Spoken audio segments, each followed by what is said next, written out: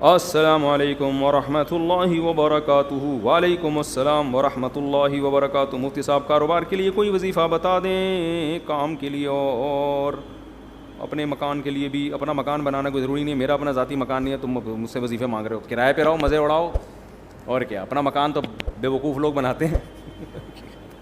بہت پیسہ دے دیا اللہ نے اضافی, تو پھر بنا لو, ادھر ادھر ضائع ہو جائے گا. چلو اپنا مکان بنا لو, ورنہ مکان پہ بے وقوف لوگوں کا کام ہے یار. مجھے سب سے زیادہ ضرورت ہے اپنے مکان کی, کیونکہ میرے تو بچے بھی ماشاء اللہ ہول سیل کے حساب سے, اور گھر بھی. تو مجھے ضرورت نہیں, مسافر خانہ ہے یار. آپ کہہ سکتے ہو بچے کہاں جائیں گے پھر, آپ مر گئے تو یہ تو کرایہ کون, تمہارا باپ دے گا. یہ کراچی میں تو ہر بات میں باپ کو لے جاتے ہیں بیچ میں. تو بھائی اللہ نے اضافی پیسہ دیا تو کوئی پراپرٹی بنا کے چھوڑ جاؤ, وہ بیچ کے کر لیں گے کچھ. کہ مگر کرائے پہ رہنے کا جو مزہ ہے وہ اپنے مکان میں مزہ نہیں ہے. کرائے میں رہنے کا مزہ ہے کہ واٹ لگاؤ اس کے مکان کی, حقیقت ہے. اپنے مکان کا نلکا بھی ٹوٹتا ہے نا, غم ہوتا ہے. مالک مکان نے کروڑوں روپے لگا کے گھر بنایا, تم تھوڑا سا کرایہ دے کے اس میں انجوائے کرو, ٹھیک ہے نا. کئی سال کرایہ دیتے رہو گے, اس کے کروڑوں روپے پورے نہیں ہوں گے, اور تمہاری ایج پوری ہو جائے گی اور تم قبر میں چلے جاؤ گے. پھر تم بولو گے خام خامے میں نے کروڑوں روپے لگا کے اپنا ذاتی مکان میں خرچ کیا, مجھے کیا پتا تھا اتنے تھوڑے سے دن رہنا ہے. تو ہم تو جب بھی گھر میں جاتے ہیں ہم یہی سوچتے ہیں پتہ نہیں کل صبح اٹھیں گے نہ اٹھیں. کیا خیال ہے بھائی, زندہ رہیں گے نہ رہیں. ابے ان دیواروں سے کیا دل لگانا ہے یار, کیا دل لگانا ہے اینٹوں سے. میری اینٹ ہے, میری ٹائل ہے, بھاڑ میں جائے تیری اینٹ. زندگی ہے کتنی تھوڑی, بہت زیادہ جی لیے 80 سال نکال لیں گے. بول تو پراٹھے جس اسپیڈ سے ہم کھا رہے ہیں مجھے نہیں لگتا میں 80 سال تک رہوں گا. صحیح ہے نا. ہم کہتے ہیں پراٹھے کھا کے مر جانا, یہ بغیر پراٹھوں کے 80 سال تک زندہ رہنے سے بہتر ہے. اللہ بچائے. ویسے جب مرنے لگتا ہے پھر آدمی یہ نہیں سوچتا, پھر کہتا ہے یار خیر. وہ ایک آدمی کہتا تھا اللہ زندگی سے موت ہی بہتر ہے.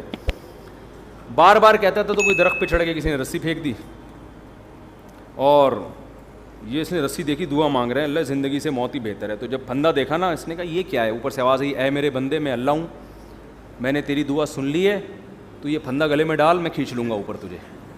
تو کہتے ہیں اللہ یہاں تو کوئی مذاق بھی نہیں کر سکتا. تو بہرحال زندگی کا کوئی بھروسہ ہے. بہت جی لی, 80 سال جی لیں گے تو 80 میں کتنا ٹائم رہ گیا, ایسے ٹھک ٹھک ٹھک ٹھک کر کے ٹائم گزرتا ہے, اور وہ بھی بہت ہی مشکل ہے. اگلے سال کا بھروسہ نہیں ہے یار. تو کیا میرا مکان, میری گاڑی, میری سے بیوی ہونی چاہیے آدمی کی. اس میں آدمی غیرت کا تقاضا یہ ہے کہ اس میں یہ باتیں نہ کرے. باقی مکان مالک کا ہو, رہے گا کون, ہم رہیں گے.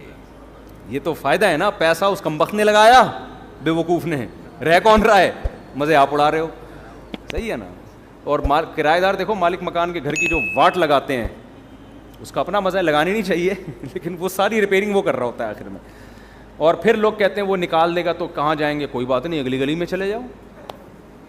وہ بھی مسافر خانہ, یہ والی گلی, وہ والی بھی, وہاں سے بھی لاش اٹھے گی ایک دن, جنازہ وہاں سے بھی. بلکہ کرائے کے گھر میں اور آسانی ہے کہ جہاں چاہو رہو. اب دیکھو میرے پاس آپشن ہے, میں لاہور میں جا کے رہوں, کہ میں فیصل آباد میں جا کے رہوں, کہ میں اسلام آباد میں جا کے رہوں. میرے پاس آپشن ہے. جن کا ذاتی گھر ہے ان کو تو بیچنے میں اتنا ٹائم لگے گا. ہم نے ادھر نوٹس دیا بھائی ہم جا رہے ہیں, اور پتلی گلی سے نکل لو. مسافر خانے, چلتے پھرتے ہی مر جاؤ گے بھائی. تو کہیں بھی ہمارا اسٹے نہیں ہے. یہ رہنے کی جگہ بے وقوفوں کے رہنے کی جگہ ہے. جو دنیا کا پرلے درجے کا انٹرنیشنل بے وقوف ہے, گدھا ہے, وہ اس دنیا کو سمجھتا ہے کہ رہنے کی جگہ جس میں تھوڑی سی سینس ہے نا, پی کے نہیں آیا ہے, اس کو پتہ ہے یہ رہنے کی جگہ نہیں ہے, دل لگانے کی جگہ نہیں ہے. یہ بے وقوف اور گدھے ہیں جو ان اینٹوں سے دل لگاتے ہیں. پھر بھی میں کہتا ہوں بہت پیسہ ہے تو بنا لو. ایسا نہ ہو جن کا بنا ہوا گھر ہے وہ پھر کہیں کہ ہمیں بے وقوف کہہ دیا مفتی صاحب نے. ان کے بارے میں تعویل کرتا ہوں کہ ان کے پاس اتنا پیسہ تھا کہ انہوں نے کھا بھی لیا, پی بھی لیا, شادیاں بھی ہو گئیں, بچے بھی ہو گئے. اب ان کو سمجھ میں نہیں آ رہا, انہوں نے کہا چلو گھر بنا لیتے ہیں. اس کا فائدہ یہ ہوگا کہ بچوں کے کام آ جائے گا پراپرٹی. حدیث میں یہ ترغیب ہے کہ اگر اللہ نے آپ کو پیسہ دیا, نہیں دیا تو ٹینشن نہ لو, اللہ پہ توکل کرو, اللہ نے آپ کو کھلایا, بچوں کو بھی کھلائے گا. لیکن صحیح حدیث ہے, اگر اللہ نے پیسہ دیا ہے تو پھر حدیث میں ترغیب ہے بچوں کے لیے چھوڑ کے جاؤ, بچوں کو لاوارث مت کرو. تو کچھ اتنا تھوڑا بہت بچا لیں بچوں کے لیے. اس کا طریقہ ہے پلاٹ لے کے ڈال دیں. سمجھتے ہو, پلاٹ لے کے ڈال دیں, اس کی قیمت زیادہ تیزی سے بڑھتی ہے. جب آپ مریں گے تو وہ بہت اوپر جا چکا ہوگا, بچوں کے کام آ جائے گا.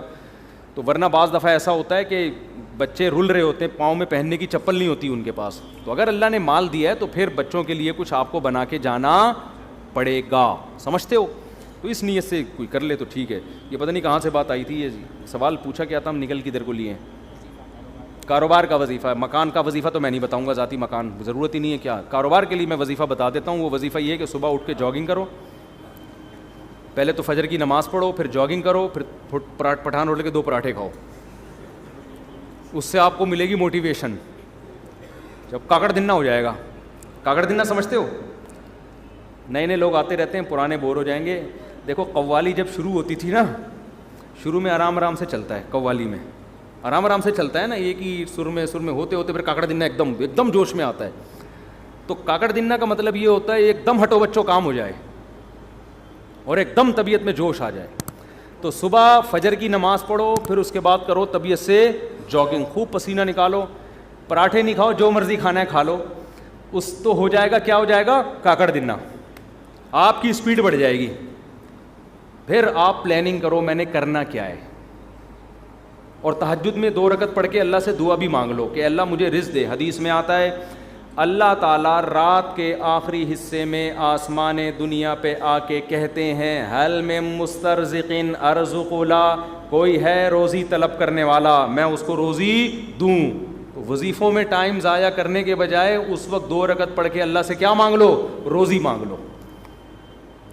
ہمارے یہاں کیا کرتے ہیں, میں کسی کو بتاتا ہوں نا تہجد میں 2 رکعت پڑھ کے اللہ سے روزی مانگ لے. وہ تہجد میں 2 رکعت پڑھنے کے لیے اٹھتا ہے, اس کے بعد پھر سوتا ہے, 1 بجے اٹھتا ہے پھر وہ.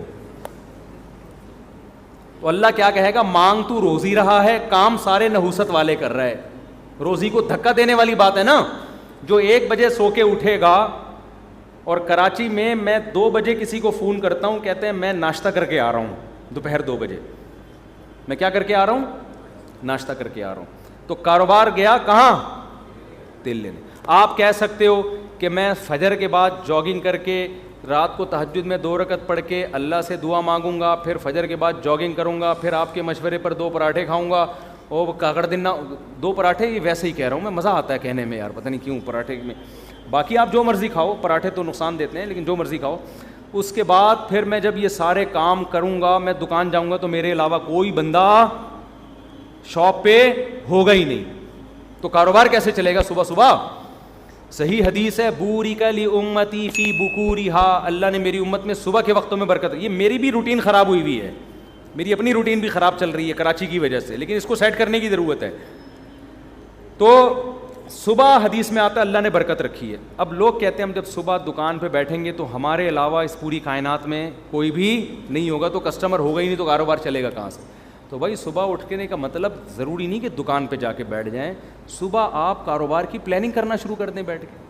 آپ انٹرنیٹ پہ بیٹھ جائیں کہ یار کیا چیز پروڈکٹ مارکیٹ میں چل رہی ہے جو سستی اٹھا کے مہنگی بیچ سکتا ہوں. کاروبار کا مطلب دکان میں بیٹھنا تھوڑی ہوتا ہے, پلاننگ بھی تو کرنی ہوتی ہے نا. تو کیا ہو گیا, تو صبح آپ بیٹھو, جب جاگنگ کر کے پراٹھے کھاؤ, چائے شائے نہیں پی لو تو بھی غلط ہے, لیکن پی رہے ہیں تو کیا کریں. تو جب آپ بیٹھ گئے تو اس کے بعد پھر آپ کیا کرو, پلاننگ کرو. پلاننگ کیسے کرو, ایک ڈائری لو اور پین لو. دیکھو یہ انسان کی نیچر ہے, میں نے بارہا تجربہ کیا ہے. موبائل کی ڈائری میں جب آپ پلاننگ کرتے ہو آپ کا دماغ نہیں چلتا. یہ کچھ قدرت کی طرف سے یہ ہے. دماغ انسان کا جب ہی چلتا ہے جب اس کے ہاتھ میں قلم ہو. اٹھائیے نا, قرآن میں بلا وجہ نہیں اٹھا لی. میں نے دیکھا ہے کہ میں اگر کمپیوٹر پہ کچھ لکھ رہا ہوتا ہوں نا, کوئی دماغ جیسے کتاب لکھنی ہے, کوئی مضمون لکھنا ہے, زیادہ دماغ نہیں چلتا کمپوزنگ میں. ادھر آپ نے پین اٹھایا اور ڈائری اٹھا کے لکھنا شروع کیا, دماغ چلنا شروع, پھر اس کو بے شک کمپوز کرا لو بعد میں. تو آپ پین اٹھاؤ, ڈائری اٹھاؤ اور لکھو کہ یار میں نے کاروبار کم کرنا کیا ہے. ہو سکتا ہے 6 ہفتے تک آپ سوچتے ہی رہو اور آپ کی سمجھ میں کچھ بھی نہ آئے. تو پھر آپ یہ سوچو کہ